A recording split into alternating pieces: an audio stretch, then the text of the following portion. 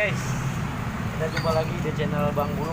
Kali ini saya mendapatkan motor Vario TAS 50 yang punya Pak Ustadz nih di belakang. Oke, ini gejala pertama masalah di sela nggak berbalik. Jadi buat teman-teman kalau memang di sela dia tidak berbalik, jangan mengganti spare part dulu. Jadi kita lihat di mana kerusakannya, minimal pasti di sini. Nah, di sinilah ya kemungkinan kurang oli. Oke, kita bongkar dulu sementara. Oke teman-teman, kalau untuk nyapunya mungkin gampang, ditarik aja seperti ini. Ya ada ringnya, jangan lupa. Terus kita kasih sementara kasih bensin aja dulu. Ini tebang buat teman-teman buat mekanik. Nah ini dia kemungkinan udah lancar. Pokoknya lancar aja di sini lah dulu. Itu yang pertama doang. Ini lancar aja dulu.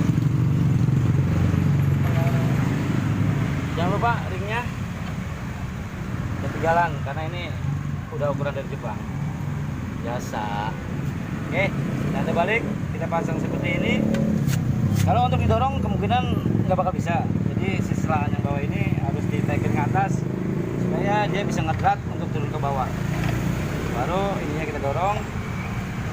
Kayaknya berat nih teman, udah kelamaan nih kayaknya.